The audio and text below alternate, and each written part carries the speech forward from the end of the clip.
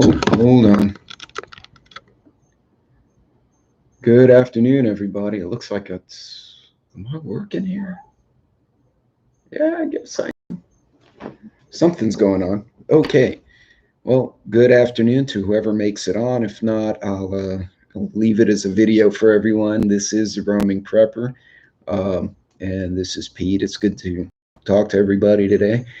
I'm going to be tied up tomorrow. I got some personal things I got to take care of, so there won't be a Saturday sit rep. So I figured we'll do a Friday live. I'm going to try and keep it concise, although I've said that before and it hasn't panned out that way. So first and foremost, I hope everyone's doing well. For those of you who are new preppers who may not be watching now but may see it later, don't freak out. It's never really too late to do something in the right direction. If you're economic about it, there are a lot of good channels you can prep up very quickly and very cheaply without screwing up the budget for the month. So take your time, relax, everything will work out pretty good. So we'll go really quick. So in my headline, I mentioned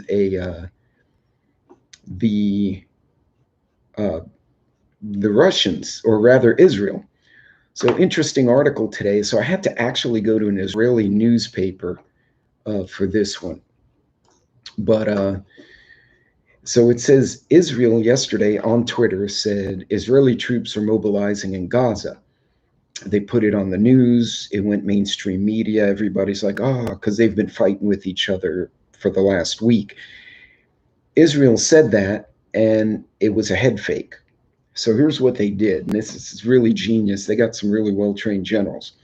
They said they were going to make a ground attack, and then they mobilized tanks and troops. They went across like their little DMZ, whatever it is. They caused a scene and then left. That's it. They didn't really do anything. But what it caused was the insurgents, scouts and snipers saw these guys. The snipers started shooting at the tanks, of course. The other ones pulled back into like a defensive position and they hunkered down waiting for the Israeli armor to attack. The armor backed up, and then the artillery had pinpointed where they had consolidated and shelled the crap out of the positions. So basically, they faked out. The Hamas or whatever insurgents or the defenders went into their defensive positions.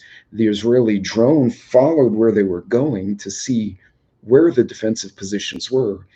And then the artillery blasted the heck out of them. And then in the morning, the Air Force came and attacked them again. So they basically crushed the first line of Hamas defense and never committed a man more than 200 yards over the border. A very interesting technique. Something I read Julius Caesar's war commentaries, which he wrote when he was a general. And of course, he puffs himself up, but he used to do the same thing. He'd send the cavalry one way, and then they'd take some arrows and they'd retreat. And then the infantry would come the other way. And while they were looking at the infantry, the catapults would blow down the other wall. A very interesting head fake on the part of Israel. If you're looking for it, it's under the Jewish Telegraphic Agency, jta.org. It's an independent Israeli and American, I guess, Jewish newspaper. I've never heard of them before. I actually clicked on the Hebrew edition, which I obviously could not read, and I clicked around and they had an English edition.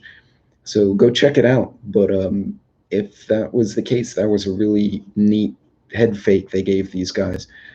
So that was my first headline. The other one, Russia.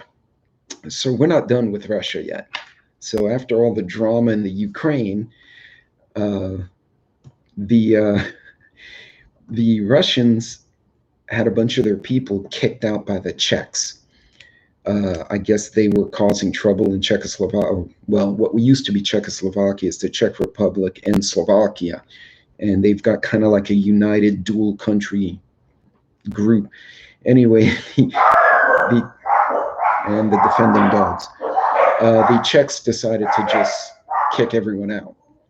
But 18 Russian diplomats. So the Russians retaliated by expelling 20 of the Czech diplomats, and they've been doing this back and forth. So Russia's not done picking on its former satellites. They seem to be relishing that fact. Unfortunately for them, the Czechs and Slovaks have actually consolidated themselves quite well. So that's kind of a good thing there. And a dog just got in a fight with another one apparently and lost. I have a Papillon that keeps picking on the corgis, and the corgis are bigger and stronger. And so every now and then he runs his mouth and gets his butt kicked. So by the other two. And in any case, yeah, so Russia's not done picking on the small countries. Now, this one's interesting, and this one's in Newsweek.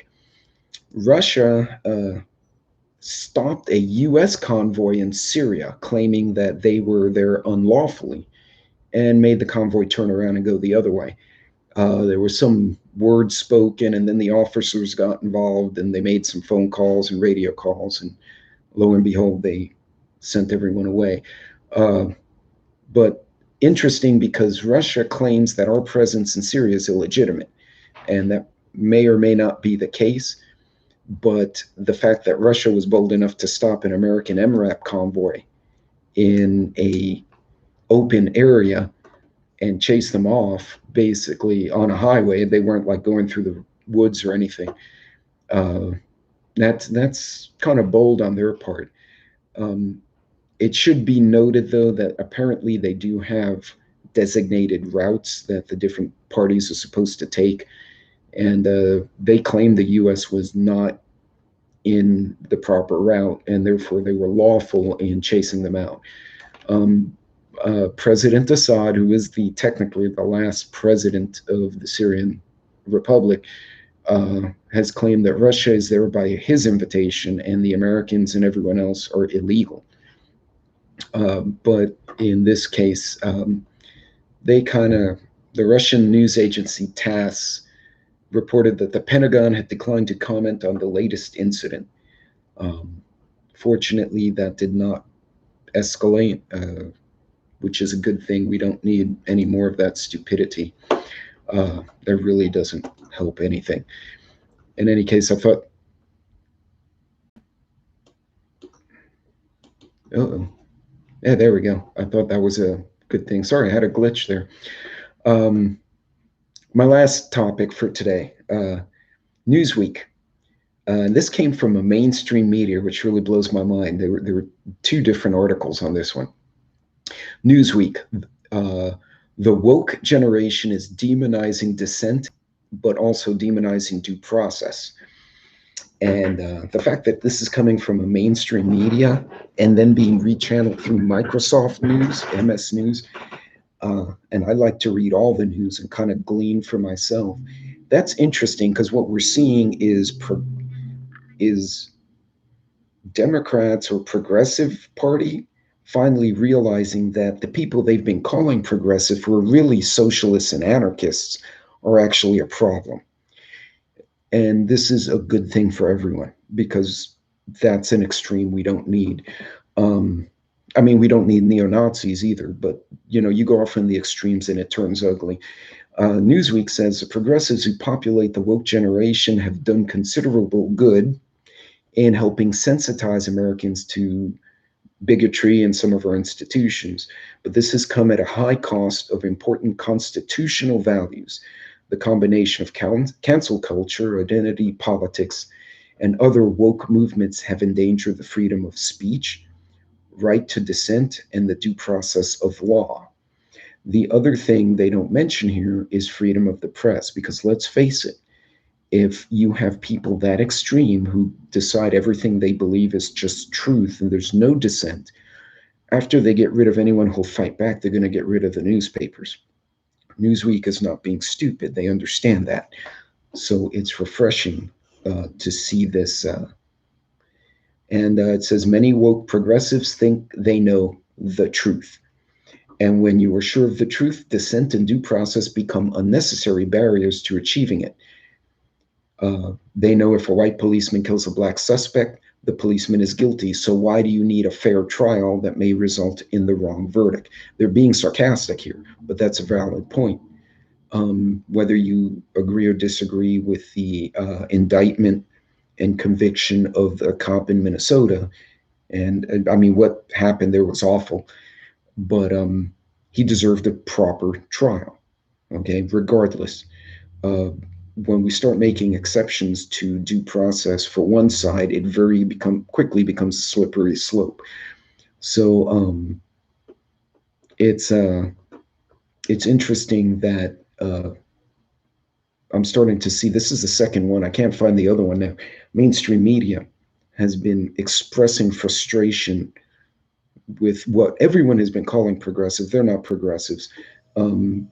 These are anarchists and socialists, truthfully. Um, and this is a dangerous path they're taking, and I'm glad to see now there's a broader spectrum of our society is realizing the danger that this absolute cancel culture, shout you down, chase you in the street mentality is going to cause. So, speaking of that, speaking of big mouths, Bill Mayer. Now, Bill Mayer is a liberal, but he's not a progressive, and I'll qualify that. Academically speaking, if you are a liberal democracy, all ideas are open to debate. All lifestyles and ideas are viable, but they are all open to debate, disagreement, and opinion. Um, Bill Mayer, and this is in National Review, again, another typically left leaning uh, culture magazine, says Bill Mayer blasts young progressives. Quote, the problem is that all of your ideas are stupid, unquote. That was Mayer. On HBO's Real Time with Bill Mayer last night, Mayer once again showed he is the only late night comic who is willing to say things his liberal audience doesn't want to hear. Of course, lavishing praise on Biden. Um, he blasted young people for being skeptical and being stupid in general. He said, America's a young country that doesn't grasp the fundamental trade off. You're beautiful when you're young, you're wise when you're old. Biden is right, man, for the moment because he is old, et cetera, et cetera. A third of people under 35 say they're in favor of abolishing the police, not defunding, but doing away with the police force altogether, which is less of a policy position and more of a leg tattoo. 36% of millennials think it's a good idea to try communism, but much of the world did try communism. I know millennials who think that doesn't count because they weren't alive when it happened. They say to Bill Mayer, you're old, you don't get it. He said, get what? Abolish the police and the border patrol and capitalism and cancel Lincoln? He said, no, I get it. The problem is that I don't get what you're saying. And it's not that I'm old. The problem is that your ideas are stupid.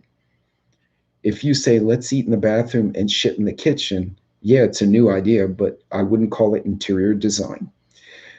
So Mayer, although he is left of center, again, he realizes there are things compromised. There's a larger truth going on. And yeah, no, big cat, Liz Cheney, they tried to cancel Liz Cheney. It can happen from either side, truthfully. Some say she was anti-Trump, that's why. Others say she was a war hawk. However you aim it, the truth of the matter is when you go to those extremes, you start canceling each other out. And what we're seeing now is an oscillation from left to right, but it's tends to be very extreme oscillations left to right. And I'm glad to see people kind of reeling it into the middle, or at least attempting to. I don't remember who the Republican was the other day who said that he's looking forward to having meaningful conversations with the other side of the aisle because he's tired of what happened last year. Yeah. Well, and again, the whole year was crazy. I mean, who'd have thought if I'd have told you they were going to take over a section of Portland, you'd have said, no, the cops will run them out. But lo and behold, they did. And then you saw the other side do I guess they said, hold my beer, we're going to go break the windows of the Capitol. When you get to those extremes, you start getting into a dangerous place. So it's good to see this happening. Uh, Hopefully, people will continue to start thinking about where they need to be, and to kind of move that back into the center where people could be productive. But yeah, that was it. That was going to be my short sit rep for today. Just again, a few interesting things. Trying to trying to make heads or tails of it.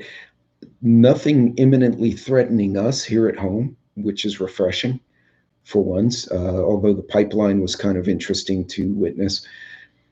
But let's see what happens this coming week. But that's what's going on in geopolitics. You guys be safe. If you're on the road, Godspeed. And man, work's calling me again. The fun never does end for my part of the woods, that's for sure. But that's a good thing, because I'd rather be busy than unemployed. In any case, you guys take care. Thanks for checking out the video. I think like I'm losing a connection a bit here. But be safe, and I'll see you next time. Take care, guys.